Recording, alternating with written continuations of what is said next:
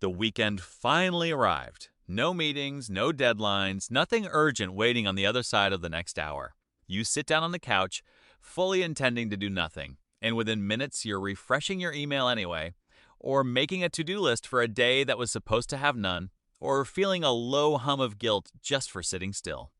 You have the time, you have the permission, and still, rest refuses to arrive. If rest were simply about having free hours, this shouldn't be happening. So what is actually stopping you? We tend to assume rest is a logistical problem, not enough hours, too much on the calendar. But for a huge number of people, the calendar is not the obstacle. The obstacle is internal, and it runs far deeper than a simple lack of free time. Welcome back to Milky Way Psychology. Today we are going to break down the hidden reason you can't rest, even when you have time, the psychological mechanisms behind it, and what it actually takes to let your body and mind finally stand down. Stay until the end because the final piece is the one most people never get told. 1. Your nervous system doesn't know the danger has passed. Have you ever noticed that even in a completely safe, quiet moment, your body still feels subtly braced, shoulders tight, jaw clenched, breathing shallow, as if waiting for something to go wrong? This is the signature of a nervous system stuck in sympathetic activation, the body's fight-or-flight state, long after any actual threat has ended. Your body doesn't calculate danger the way your mind does. It responds to patterns, and if you've spent months or years in a state of chronic stress, your nervous system may simply be running the only setting it's had practice in.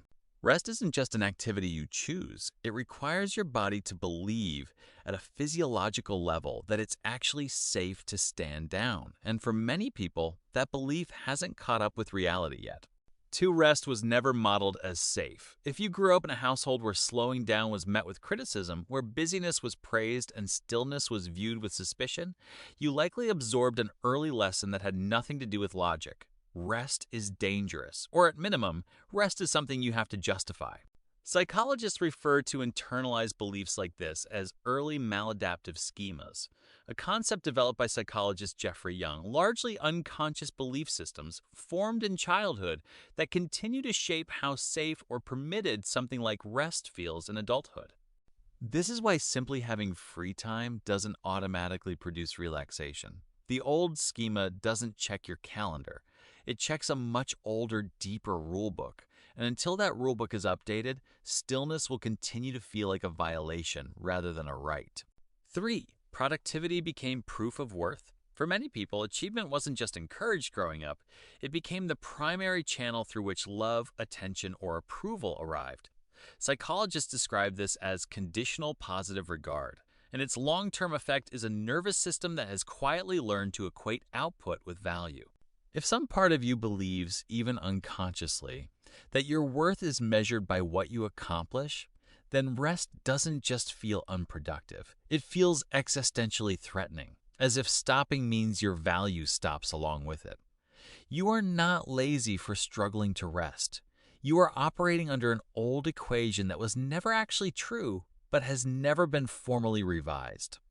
And this leads to the 4th reason. Because a mind convinced that stopping is dangerous will always find something urgent to keep it from stopping. 4. The mind manufactures urgency to avoid stillness. Have you ever noticed that the moment you finally sit down to rest, your brain suddenly remembers 17 things that feel urgent? This pattern is sometimes discussed under the broader concept of experiential avoidance, using manufactured tasks or worries as a way to sidestep the discomfort of true stillness, which for some nervous systems feels more threatening than staying busy. Stillness removes the noise that's been drowning out deeper feelings, grief, loneliness, unresolved stress. For a mind unaccustomed to sitting with those feelings, staying busy isn't laziness's opposite. It's a highly effective, if exhausting, avoidance strategy. And your brain will keep generating new urgency for as long as stopping feels more dangerous than continuing. 5. Guilt has been trained into the act of slowing down. Even when you do manage to rest, a nagging voice may immediately begin auditing the decision. You should be doing something. This is a waste of time. You'll fall behind.